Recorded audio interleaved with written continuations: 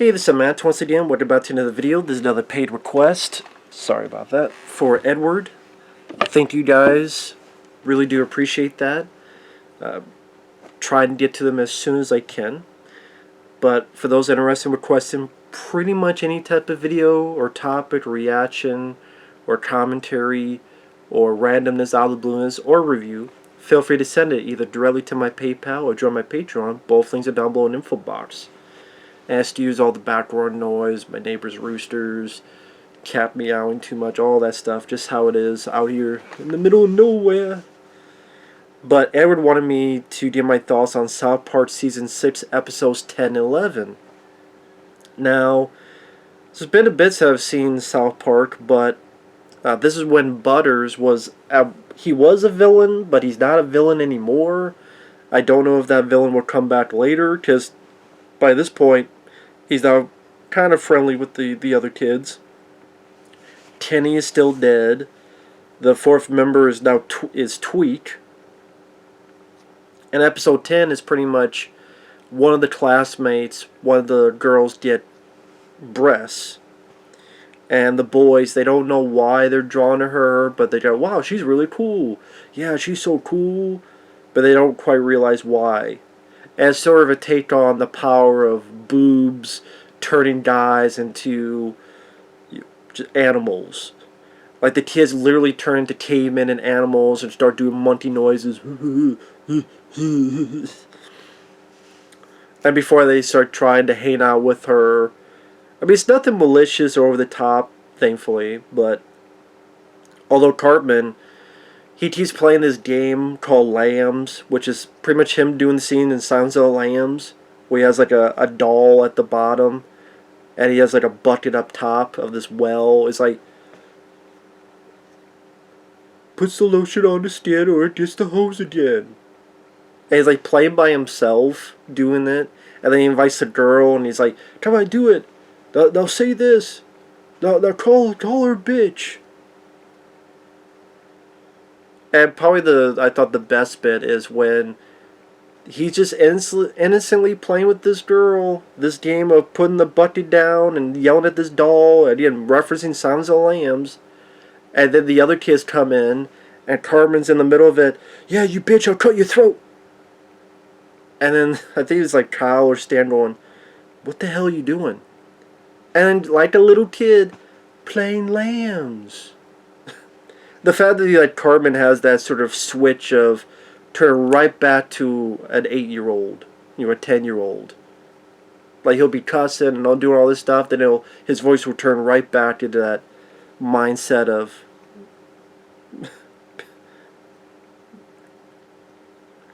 So I thought this was a funny one for Cartman. And of course Wendy, who Stan lights, and you get the idea Wendy lights Stan, but no one's noticing her, and she's getting more pissed, and she's like, yo, she's not smart because of this. And the girls start calling the one girl with the breast slut. I'm like, it's fucking harsh. You bitches. How about that? Should throw that back to them. You bitch, and Wendy, you the biggest bitch. You the biggest bitch in the whole wide world, you bitch. Call her slut. You bitch.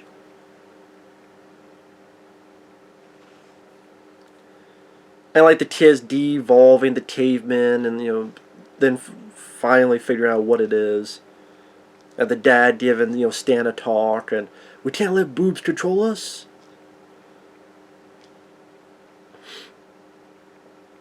We need to let the ass control us. Because we're an ass man. No, I'm just kidding. But it's a take on puberty. Fuck, I mean, this was more clever than Turning Red, that Pixar movie I saw about puberty. This got that in 20 minutes, and it was funnier, it was more witty. So I got more out of this than that fucking Turning Red Pixar movie. Wendy gets breast implants at the end, but gets ridiculed it. Like, she gets made fun of for that. Another funny bit is that there's the four of them. They don't kick someone out to have the girl as the fourth one. And so Cartman's talking as if he's going to kick Tweek out, but instead he's going to cut Kyle out. And Tao's like, what, me? Yes, yes, I'm sorry, you need to leave. What? I'm not leaving. And Carmen's like, oh, fine. I'll take Tweet. You're gone. And then Kyle says, no, we like Tweet. Tweet is cool. And Carmen's like, well, then who we don't kick out? And then they kick Cartman out. And then it's Kyle, Stan, Tweet, and the girl. And then Cartman just comes up and goes,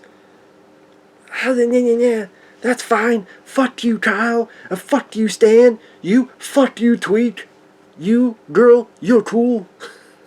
They kick Cartman out. That and the lamb stuff playing sounds like that was the two funniest bits of the episode. Overall, I did like this one.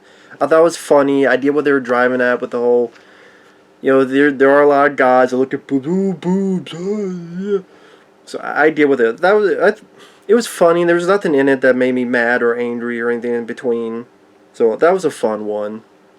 And then episode 11 is doing a play on the overzealousness of moral panic, where the parents keep listening to the news, and the news is like, strangers will hurt you, and this will hurt your kids, and this will hurt your kids, and then the parents literally get a wall built around the town, and they get the guy who runs the Asian restaurant, and yes, it's a very over-the-top, stereotypical accent.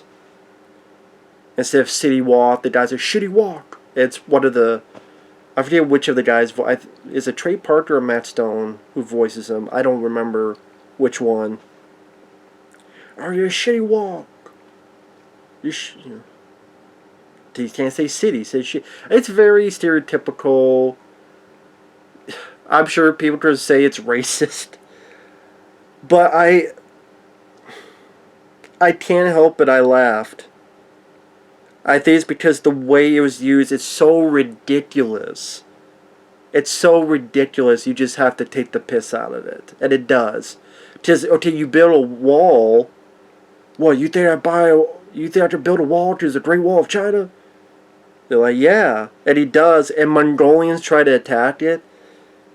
Now, there's another story as well where the parents, they keep overzealous, like,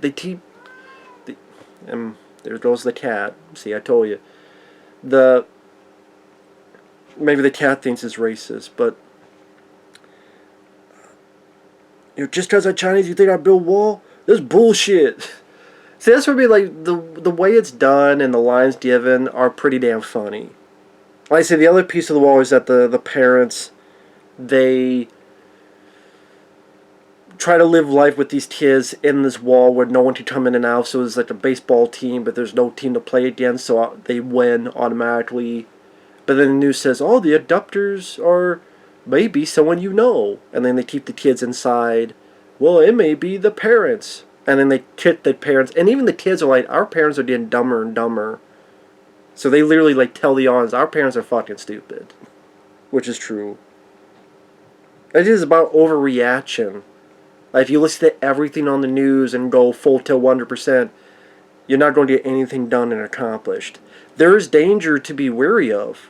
Absolutely. But you have to also, it's not the end of the world every single day, otherwise there's no life to live and enjoy. But the part I liked more was less that story. It's more of this guy trying to keep this wall from these Mongolians coming in. And as much as people might be mad at the voice, just because you think I'm Chinese, you think I build wall? This is bullshit. It made me laugh, I gotta admit. Shitty wall builder versus the Mongolians. He even does a Scarface, say hello to my riddle friend. I do wonder if someone who is Asian sees this, if they like, yeah, this is so over the top, just, it takes the piss out of it. It's building a wall to go up against Mongolians, and the person's doing a damn good job building that wall. And it becomes this back and forth where he builds the wall, and then the Mongolians keep outwitting him. Like, he goes over here, and then, oh, get away from my shitty wall. You have city wall, a shitty wall. Or at one point, he gets stuck in here. Hey, little dog, go over here, help me out. Sell my little friend. Oh shit. Oh crap. That is like almost like a weird altered, not Looney Tunes, but just very zany, very crazy. And on the flip side, his idea is about there's paranoia, but if you be completely overzealous on moral panic, there's always limitations. You'd even take that too far and be self-destructive. Now, I would say episode 10 I liked more than episode 11. I thought it was a bit funnier. But again, like episode 11, I didn't mind the story, what it was trying to tell us in the main part. But the comedy, the